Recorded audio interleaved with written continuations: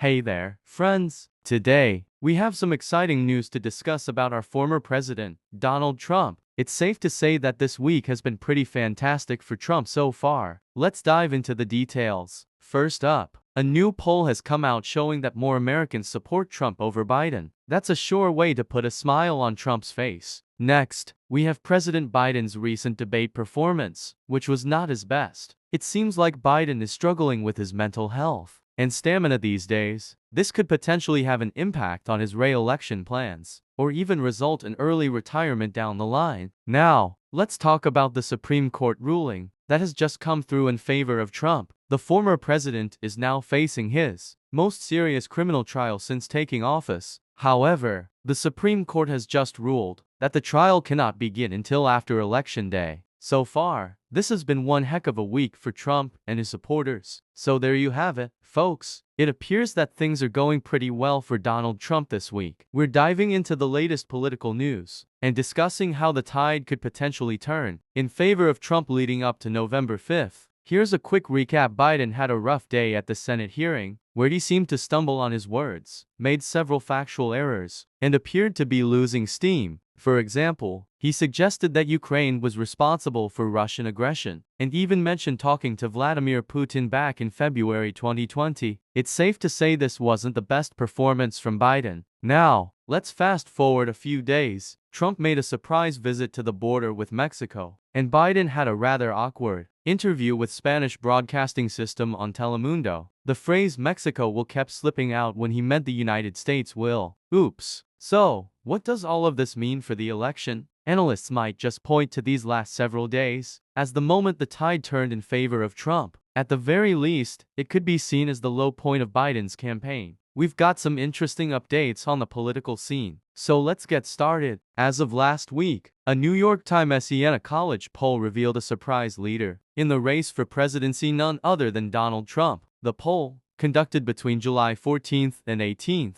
shows Trump leading in the Democrat category among likely voters. While it's hard to predict which candidate will win at this early stage, it's definitely an unexpected turn of events for Biden. So what could be behind Trump's lead? Well, it might have something to do with his recent May 30th felony conviction. It was announced just 2 days after the New York Times poll was conducted, and it seems to have had no impact on his support. In fact, it may have even boosted his popularity among Republicans. We'll have to wait and see how this plays out in the coming months. We're diving into what might be the most disastrous political moment of Joe Biden's career, a debate in which he struggled against the misinformation of his opponent. So, let's jump right in. On Thursday night, Biden found himself in a 90-minute debate with Trump, who notoriously spewed misinformation throughout the entire show. But here's the twist: while Trump did indeed spread falsehoods, he largely kept his cool during the debate. However, Biden, well, he seemed to struggle with even basic concepts and had a rough time overall. It was quite an unexpected turn of events for Biden, who had been praised for his performance in previous debates with Harris and Castro. His team even boasted about his debating skills ahead of time. But alas, it appears that Trump got the upper hand last night. So there you have it, folks. A recap of what might be Joe Biden's most disastrous political moment yet. We're diving into some exciting news about the latest developments in the George Santos case. So, let's get started. The big news is that a federal judge has dismissed a criminal indictment against the freshman congressman, George Santos. This comes just a day after he was sworn in as a representative of New York's 3rd District. Unfortunately, he didn't get to enjoy his victory for long before being booed at his inaugural ball. The dismissal was based on the fact that the statute of limitations had expired on some of the charges against him. However, this isn't the end of Santos' legal woes. There are still plenty of other charges against him that could potentially derail his political career. In fact, there are additional criminal investigations into Santos' finances and campaign contributions in both New York and Texas state courts. These investigations could lead to even more serious charges being filed against him in the future. So, it seems like Santos' legal troubles are far from over. That's all for today's update on George Santos' legal woes. Stay tuned for more exciting news and developments right here on our channel. Thank you for watching, and don't forget to hit that like button and subscribe if you want to see more content like this one. Until next time, take care.